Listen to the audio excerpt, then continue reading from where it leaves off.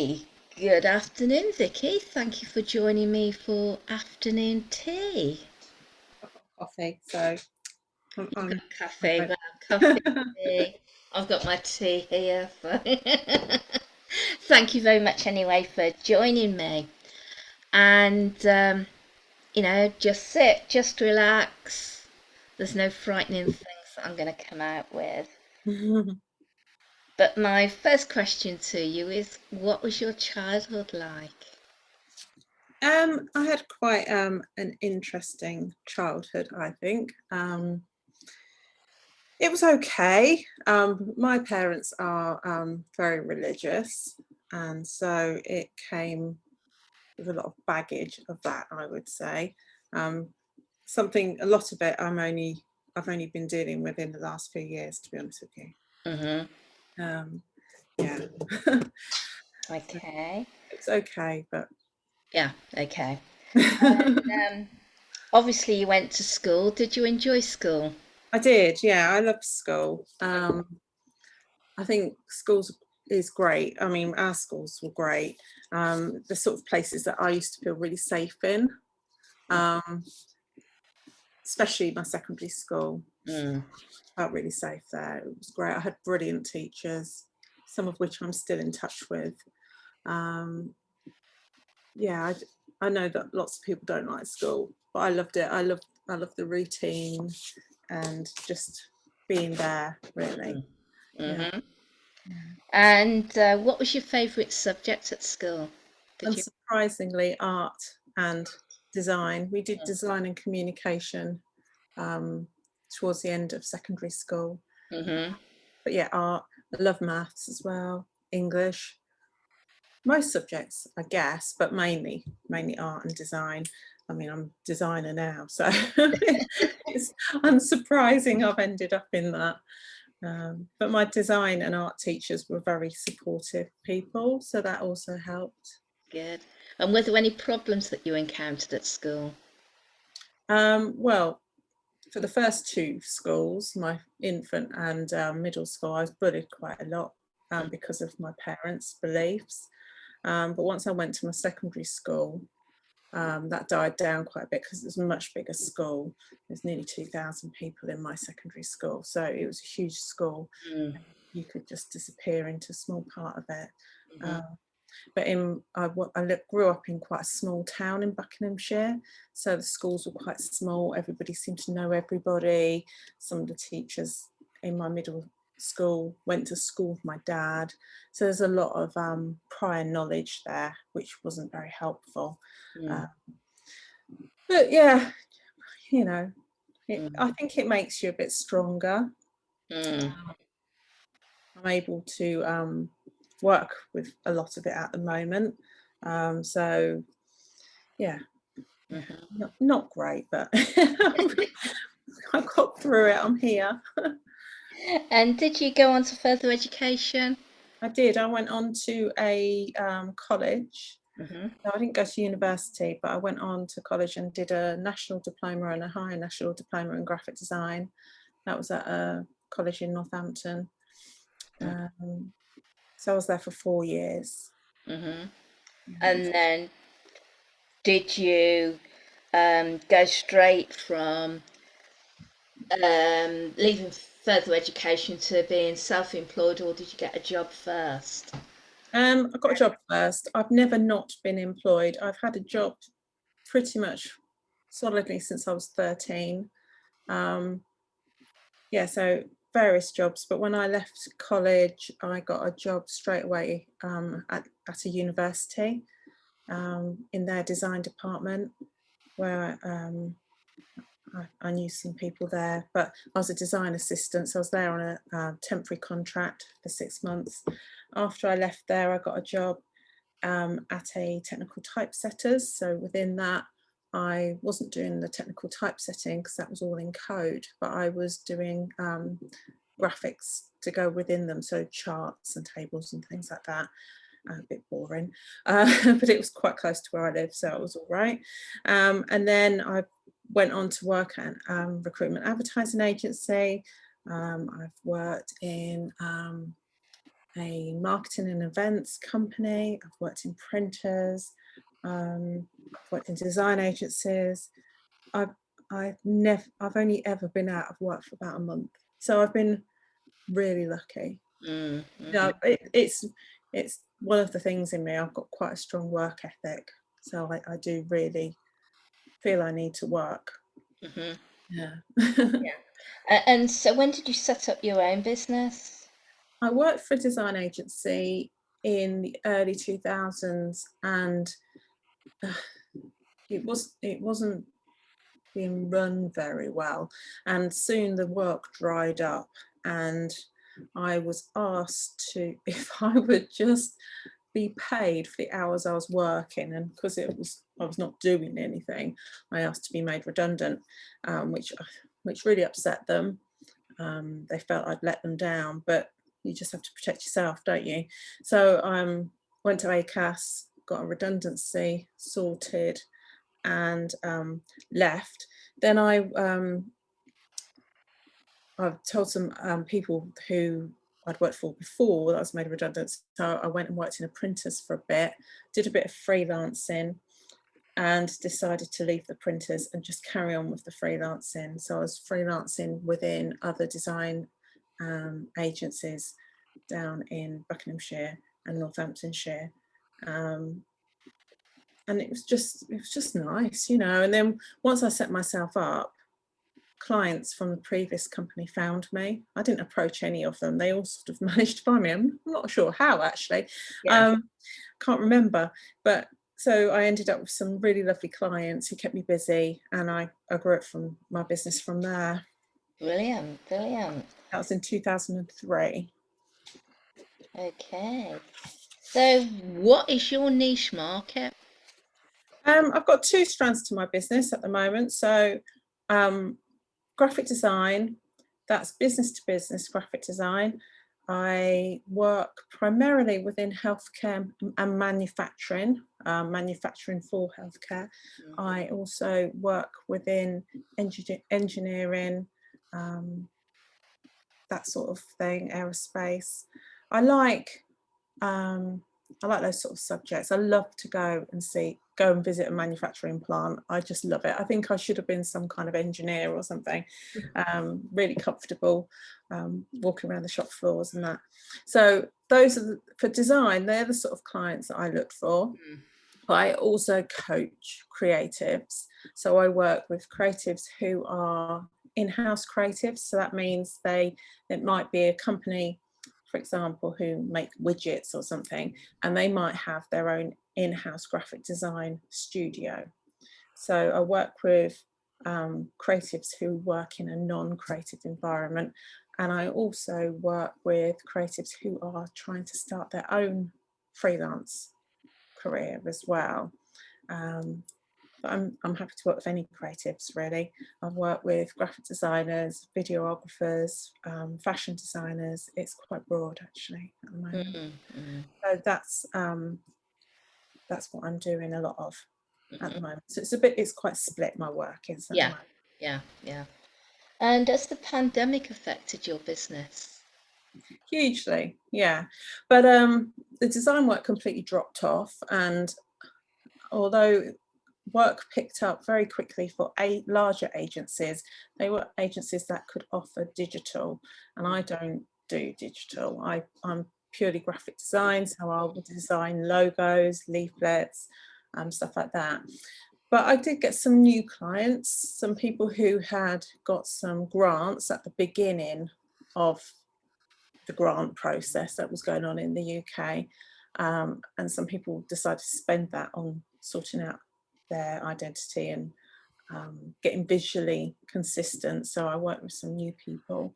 Most of my clients, who are quite large, just shut up shop almost completely and did everything in-house and just went completely silent on me, if I'm honest. I was ghosted by a lot of my clients, and I think people don't like to talk about that, but lots of people I talk to now will admit that their clients ghosted them too. So it has happened to a lot of us, but I wasn't overly worried. You know, I had a couple of recessions during my business career. So we were definitely heading towards a recession before the COVID thing kicked off. This would have happened, there would have been some kind of recession anyway. So just approached it in a normal recession kind of headspace, although this time round I haven't got a newborn baby, which I had in the last recession, so that was quite nice. And I just did some training. Basically, I had to homeschool, so I had to juggle what work did come in. I had more time to spend on it, so I probably did some better work. I did some training. I trained in a technique called havening, which I'm just finishing my qualification on that at the moment, and that's a technique I'm going to use within my coaching. Works particularly well for people who've been bullied. There's a lot of bullying that goes on in the creative industries, so I'd like to speak to people who have been bullied. But yeah, I just spent, I just slowed down, and to be honest with you, I think when you're either one or two people, aren't you? I'm normally somebody who would head down and plough my way through it, and it will make you ill. This time, because I've got other people to think about, smaller people, I just sort of kept going, but allowed some flexibility. And I think that was the key thing for me during the pandemic, just being more flexible and just trying not to panic. In fact, I didn't panic. I felt fine about it. I was very angry for a very long time because limited company director, I didn't qualify for any help from the government. So I was quite angry, but ultimately I stayed calm. And I'm just getting all my marketing sorted at the moment, so I can properly come out of it after the summer holidays. I'm not really been over pushing myself, just doing things at a different pace than I would normally. So, I think it's an opportunity. It's an opportunity to look at how you've worked in the past and change it. Not the whole pivoting thing that lots of people have decided they need to do, but I think changing tact on how you treat yourself business, because quite often you are last. Yeah. You're doing the business to obviously support yourself, but you are last person that gets considered. It's always client first. So it's like, for me, it used to be clients and business first, children second, husband, me at the bottom. And I've definitely taken time out to learn some new things. I always say to my clients, my coaching clients, are you being creative outside of work? So I've been really pushing that for myself, working on some things where I always say I've not got the time to do it before, but I've made the time. And just trying to concentrate on a rounded life and something that's more even rather than just work all the time, which I think I was really guilty of prior to this. Yeah. So, if you looked back over your life, is there anything that you would change? I've put here, when I read that, I thought nothing. I just couldn't think of anything. I think I would have liked to have been a bit more quick-witted when I was younger. So when I was getting a lot of verbal abuse of people, I could have had a comeback and not sat there thinking about it for decades. I think that's the one thing, really. I would have liked to been a bit more resilient at a younger age. But, you get there in your own time, don't you? And you deal with it as you deal with it. But that's the only thing I can think of, really. Yeah. Okay. And how can anybody on the broadcast help you, or listening to the recording help you? Well, I'm looking to work with creative people, particularly if they are a bit introverted. I can really appreciate how hard it is to build a creative business when you feel like that. You can be quite, you're not really get drained by people. So to go out and get business off people can be a bit of a challenge. So I'm looking to meet and work with more people like that. And in the same instance, I'm looking to meet companies who need a graphic designer who is honest and accredited as well, because I am accredited by the Chartered Society of Designers. Yeah, I'm going to be choosy with who I work with going forward. You know, it's not going to be a case I'm just going to work with everybody or anybody. I am definitely going to be more choosy. But anybody who needs a graphic designer or any introverted creatives who need some coaching. And if people do need your help, how can they get in touch with you? My website is 70, this is all the words, 70-3.co.uk. You can contact me through there for both things. I'm just about to have my website redone, so yeah. Okay. Have you got any questions, Mandy? Yes, I have, Vicki, because you have done your thing as graphic designer in the past. What was your first project, which which made you want to go on this way to do what you're doing today? What was the best project which you've ever done? Okay. Yeah. First thing that I ever designed that made me want to be a graphic designer, I designed a logo for inter-schools writing competition. It was called Young Writers in Action, and it was to go on a t-shirt which was going to be given to the young writers who won their competition, and I won that, and that was quite exciting because I thought it was quite easy, and I thought, oh right, okay, that was easy. And then talking to my art teacher, and I found at school painting and stuff quite difficult because the way I sort of see things, I don't tend to see things in shade and stuff. I tend to see things more blocks of colour. It's a bit weird. So graphics really suited the way I see things. And one of the best projects I've worked on, they've all got lovely points to them, to be fair. I worked on a really lovely merger. It was a company in the Netherlands and a company in Ireland, and they were merging, and they needed a new name for the business and a new logo and everything. And I chose this lady that I'd met on Twitter who had a lot of experience in the software that this company used, and we worked together as a team, and that was really great. And she came up with the name of the business, and I did the logo, and we did loads of marketing work together, and it's great because when we presented it online to all the people in different parts of the world where they were, and my person here, who one of the main people I was presented to here, he actually had tears in his eyes when he saw it all.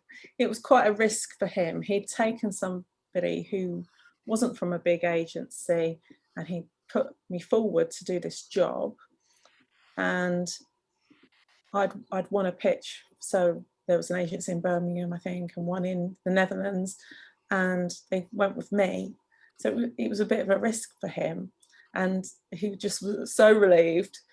He loved everything. He had, like I say, he had tears in his eyes, and it was just lovely. So yeah, I love that sort of thing. Yeah. Thank you. Well, thank you very much for joining me for afternoon tea today, Vicki. Thank you, Karen.